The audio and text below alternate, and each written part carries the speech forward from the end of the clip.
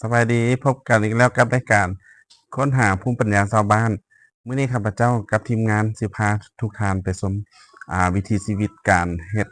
ตำฮูกทอผ้าอยู่ที่บ้านอุดมผลเมืองไซธานีนครหลวงจันทน์เนาะเป็นจั่งใดมาเบิ่งนำกันเลยสบายดี สบายดี พวกเรามาจากทีมงานค้นหาวิถีชีวิตชาวบ้านเนาะอันนี้เราจะมา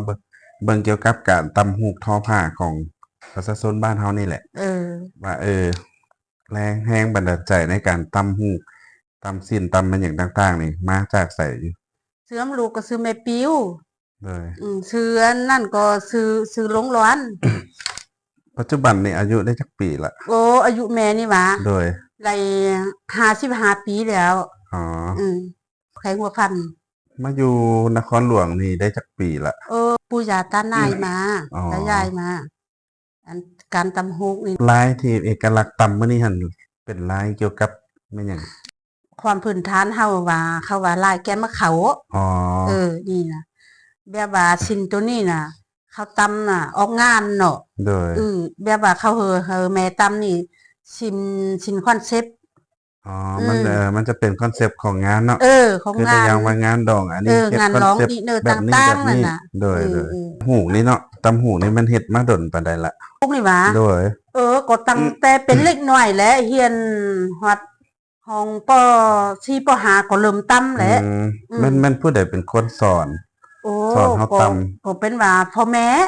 เนาะเป็นคนสอนน่ะเนาะ แสดงว่าสืบทอดมาแต่พ่อแม่เป็นคนบอกสอน พ่อ เนาะ แม่ปู่ย่าตายาย เฮาสิได้สิ้นผืนหนึงในแต่ละเทื่อ บ่อยากนี่น่ะ อ๋อ ง่ายหรอก ถือว่ามีความชำนาญเฮาเอาความชำนาญความซึมลึ่งเคยของเฮาเนาะ แม่ อันนี้เฮาเอามาจากไส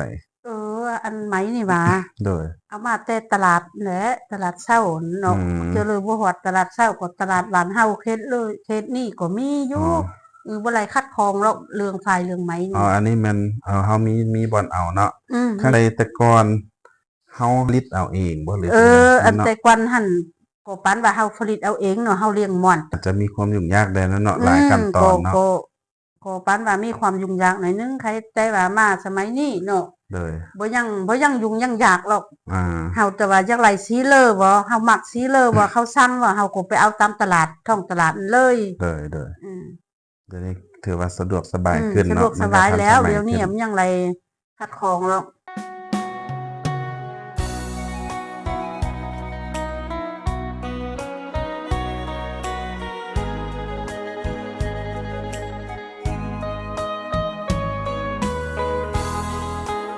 จากที่เฮาเล่าจากเวียกจากงานอันอื่นอันนี้จะเป็นตัวเสริม เป็นตัวเสริมค่ะ2,500หรอกต่อคืน ลายอีกมันบ่ว่าลายมันยาก มีบ้านก็เขาก็แบบนั้นแหละลายไม้ลายริ้วเขาก็เอาแพงกว่าเนาะแล้วก็นึงก็อยู่ตามฮุกเนาะนี่แบบว่าเครืออิตาลีแบบว่าไม่ลาบก็ลื่นราคาเนาะราคาก็แพงกว่า ได้ ย่องปีกายให้กว่านั้นก็ทึกอยู่ไหมน่ะเนาะแต่ว่าเดี๋ยวนี้ก็เลิกก็ขึ้นน่ะเนาะ